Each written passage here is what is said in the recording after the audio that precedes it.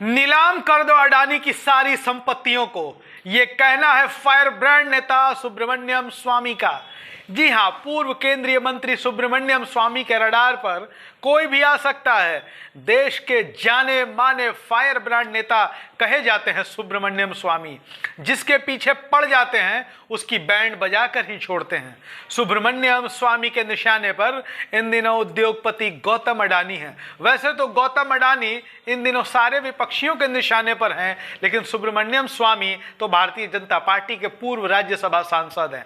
खैर, अभी सुब्रमण्यम स्वामी के निशाने पर अडानी है, प्रधानमंत्री नरेंद्र मोदी हैं, भारतीय जनता पार्टी है, क्योंकि सुब्रमण्यम स्वामी किसी को बख्शते नहीं हैं। सुब्रमण्यम स्वामी को जानने वाले यह बात अच्छी तरह से समझते हैं कि सुब्रमण्यम स्वामी अगर किसी के पीछे पड़ जाए तो उनकी खैर नहीं। सुब्रमण्यम स्वामी की रडार पर देश का लगभग हर नेता और हर पार्टी आ चुकी है, खास तौर पर राष्ट्रीय पार्टी।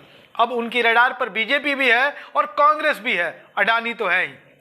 पूर्व केंद्रीय मंत्री और भारतीय जनता पार्टी के वरिष्ठ नेता सुब्रमण्यम स्वामी का कहना है कि केंद्र सरकार को गौतम अडानी की पूरी संपत्ति का राष्ट्रीयकरण कर देना चाहिए, फिर इस संपत्ति की नीलामी भी कर देनी चाहिए। दरअसल जब स्वामी से अडानी मामले और इस मुद्दे पर विपक्ष द्वारा सरकार को घेरने को लेकर सवाल पूछा गया तो सुब्रमण्यम स्वामी ने कहा कि मैं चाहता हूं कि प्रधानमंत्री अडानी समूह की सारी संपत्तियों का राष्ट्रीयकरण कर दें और फिर इसकी नीलामी से मिले पैसों को उन लोगों में बांट दिया जाए जिन्होंने अडानी के शेयरों में आई गिरावट में अपना पैसा गंवा दिया है। अब कांग्रेस की बात करते हैं। कांग्रेस नेता राहुल गांधी समेत कांग्रेस के तमाम बड़े नेता लगातार अडानी समूह पर निशाना साधते रहते हैं, इन दिनों साध भी रहे हैं। राहुल गांधी तो जब से केंद्र में नरेंद्र मोदी की सरकार आई है, खास तौर पर 2014 के बाद से भारतीय जनता पार्टी की सरकार आई है, तब से अडानी समूह पर राहुल गांधी का हमला जारी रहता है। अब सुब्रमण्यम स्वामी ने जब गौतम अडानी का मसला आया, बीजेपी को नहीं बख्शा तो कांग्रेस को कहां से बख्शते।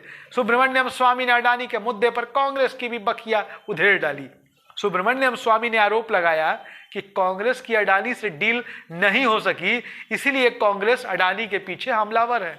स्वामी ने बड़ा खुलासा करते हुए कहा, मैं कांग्रेस के कई ऐसे नेताओं को जानता हूं जिनकी अडानी के साथ डील है, लेकिन मुझे कांग्रेस की परवाह नहीं है। मैं चाहता हूं कि भारतीय जनता पार्टी की पवित्रता साबित होनी चाहिए, क्योंकि मैं बीजेपी का सदस्य हूं। आम लोगों की राय है कि मोदी कुछ छिपा रहे हैं और अब यह सरकार की जिम्मेदारी है कि वो सफाई दे।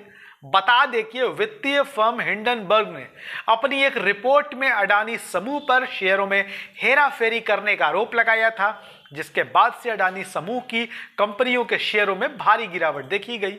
विपक्ष, खासतौर पर कांग्रेस, सरकार को घेरने की कोशिश कर रहा है और जेपीसी यानी कि जॉइंट पार्लियामेंट्री कमेटी से मामले की जांच कराने की मांग कर रहा है। बीते कई दिनों से इस मुद्दे पर संसद में हंगामा हो रहा है।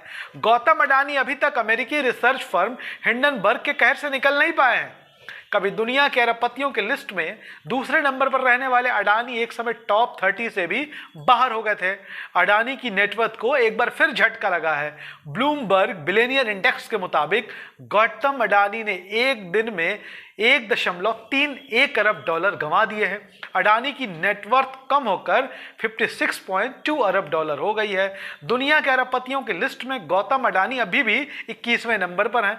अडानी अभी तक टॉप 20 में शामिल नहीं हो पाए हैं। ये उनके लिए थोड़ी बुरी खबर है और निराशाजनक है। बीते सोमवार को अडानी की नेटवर्थ 57.5 अरब डॉलर थी। अमेरिकी रिसर्च फर्म हिंडनबर्ग की रिपोर्ट 24 जनवरी 2023 को आई थी। इसके बाद से अडानी ग्रुप के शेयरों में भारी गिरावट देखी गई थी। गौतम अडानी ने हर दिन अरबों रुपए की दौलत गंवाई है। अडानी ने एक महीने में 82.8 अरब डॉलर की नेटवर्थ गंवा दी थी। अडानी के शेयरों की मार्केट वैल्यू भी 12 लाख करोड़ से ज्यादा कम हो गई थी।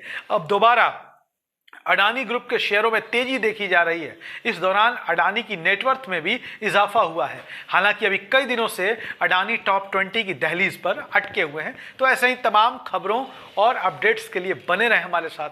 धन्यवाद।